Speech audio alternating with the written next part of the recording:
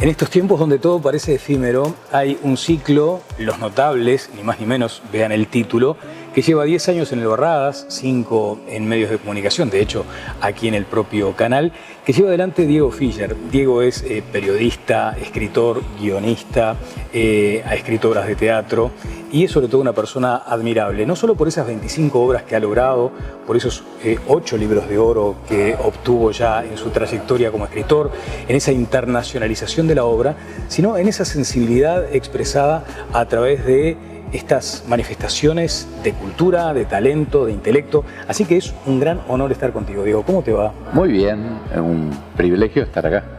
Qué lindo, qué lindo. Los datos eran esos, ¿no? 25 libros. Sí, alguno más, pero digamos de la era profesional, como yo llamo, que es la etapa que yo empecé a publicar con editoriales internacionales, afincadas aquí en Uruguay, por supuesto, sí, 25. ¿Cuándo empezaste? Yo creo que empecé, mirá lo que te iba a decir. Para no revelar muchos datos de la cédula, pero bueno, más o menos. No hay problema. Empecé en la escuela. ¿En la escuela? No a publicar. Sí. Pero empecé a darme cuenta que... Como te decían, la redacción, 2 puntos. Tal cual. Pero no fue la redacción 2 puntos, fue un llamado que hizo. Yo estudiaba en esa época, hice la primaria en el colegio de los hermanos maristas Santa María de la avenida 8 de Octubre. A unos metros, vereda de enfrente de la casa de Juana, pero esa es otra historia, sí, de Juana de Baruro. Sí, claro. Y una vuelta en sexto año de escuela, de primaria, yo hice una composición, una cosa que hacían los curas eran hermanos, pero decíamos curas, nos ponían láminas y en base a esas láminas nos pedían que escribiéramos una redacción, una composición. Y bueno, una de esas hice y el hermano Francisco, que era el maestro, llamó a mi madre. Mi madre era profesora de literatura española y de idioma español, a preguntarle si me había ayudado o ella había hecho mi trabajo, lo cual me produjo una gran furia y una gran indignación. Desazón, claro. Y además, lejos de mi madre, que era una persona súper exigente, le dijo, pero de ninguna manera. Y entonces eso me quedó grabado.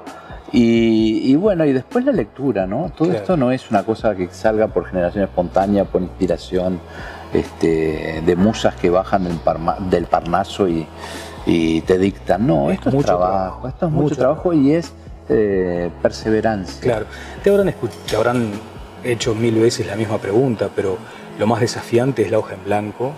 Vos sabés que nunca he sufrido eso. Mirá vos, a ver. Cuando yo me pongo a escribir, tengo la historia armada en la cabeza. He terminado la investigación que siempre sustenta a mis libros. Y lo que sí estoy padeciendo en los últimos años, si te digo 4 o 5 años, que puede ser una interpretación de la hoja en blanco, es el momento exacto de sentarme a la computadora. No, a la computadora a escribir. Claro, pero ¿no te pasa, digo, por ejemplo, que tenés la historia, como decís, en tu cabeza y después tenés que darle un orden? Ese rompecabezas ya lo tenés resuelto. Sí, y está acá. Y estoy, bueno, un día te voy a mandar una foto de lo que es mi escritorio durante el proceso de escritura, ¿no? Envíala ahora y la publicamos en esta entrevista. Busco y te mando. No, una vez que está maduro, está acá. Entonces, y ahí empieza a surgir. Claro, te agrego el otro desafío. Ante un abanico enorme de posibilidades de personajes, ¿qué es lo que te engancha? Y te dice, es este. Ahí es el periodista el que prima. Y me explico, todos mis libros han tenido un detonador, que ha sido una noticia, esa noticia o una información, o bien que no se conocía sobre ese personaje y tuve que salir a chequearla y a investigar si era efectivamente cierta, o una carta o un documento que muestra o mostraba una arista poco conocida de ese personaje. Me pasó con Juana, cuando muchos años antes de yo ponerme a escribir, un médico que había sido médico de ella en un tiempo me confió una carta donde ella a su vez hablaba de su amor prohibido que hablaba de su adicción a la morfina. Sí, lo recuerdo, y además ahí es donde se te plantea lo otro. Estás desnudando a personas que están en un pedestal. Sí, mitos. Mitos, y muchas veces habrá pasado de gente, no digo que se ofenda, pero que de pronto te reprocha ante la evidencia del documento, te dice, no, esto no es así. Bueno, sí, ha pasado muchas veces y en algunos casos se ha hecho una tormenta política, porque no han leído el texto. Me pasó con Juan al principio. Leen los titulares y... Claro, o el comentario que hace algún colega sobre el libro, salió tal libro, lo comenta. Y pero ¿y cómo? Mostrar que Juana era adicta a la morfina, que tuvo amores prohibidos, que pasó penurias materiales enormes. ¿Y por qué no? Si era una mujer de carne y hueso. Pero no estás buscando que la razón del éxito sea develar esos secretos. No, es entenderlo. Pero además en el caso de Juana, te hablo de las poetisas, de Edelmira menos, pero y de María Eugenia, ahora más reciente, María Eugenia Ferreira, ellas lo contaron todo en sus poemas. Entonces, ¿por qué negar una verdad que ellas en primera instancia lo dijeron? Claro. Hay que leer entre líneas a veces o con un ojo más atento la obra de estas personas. Entonces, ahí nos vamos a dar cuenta que lo que yo muestro en los libros, primero lo dijeron ellas. Exacto. Pero debe ser también un acto de valentía desacralizar a los personajes, ¿no? Pero no, es decir, es bajarlos, es darle el derecho de que fueron mujeres y hombres antes que mármol o bronce. Es el caso de Artigas, por ejemplo, ¿no? Las polémicas que se han generado. Bueno, sí. Seguramente que sí, pero digo, yo a Artigas no lo he abordado. ¿Por qué?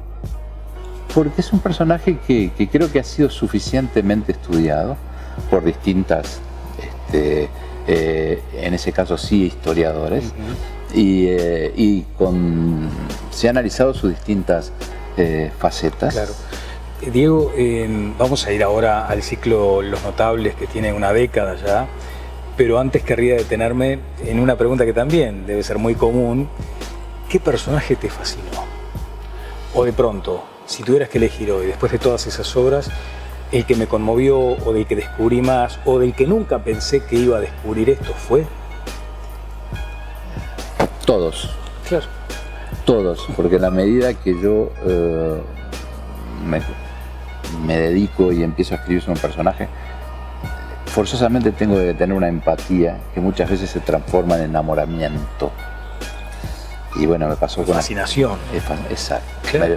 Empiezo en un orden cronológico. Una persona que me fascinó fue don Antonio Lucich. Claro. O sea que estamos aquí en Cerquita Punta del Este, claro. y ahora felizmente el arboretum, mal llamado arboretum, porque es bosque.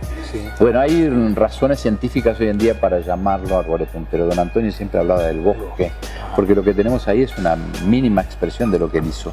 Hay 192 hectáreas muy bien conservadas, o bien conservadas, y su obra se extendió por casi 2.000 hectáreas. Claro, sí, es Entonces, una muestra. Es una muestra representativa, pero muestra al fin.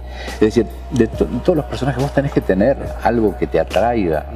Ese hombre que a los 50 años, siendo un hombre riquísimo, reconocido, fue el primer y creo que único sudamericano condecorado por la reina Victoria de Inglaterra, claro. Que dominó y serenó al viento, en fin, por hablar de orden cronológico, pero también me fascinó Carlota Ferreira y la historia de Quetupé. Sí, que ahí cuando uno lee tus libros también hay momentos donde te gana la angustia, ¿no? De saber los padecimientos que en aquel momento se sufrían en silencio, que también estaba eso. Había un sufrimiento muy en la intimidad del hogar, de la casa, ¿no? Y era terrible. Diego, ¿en qué época te hubiera gustado vivir? En esta. ¿Mira? En esta, sí.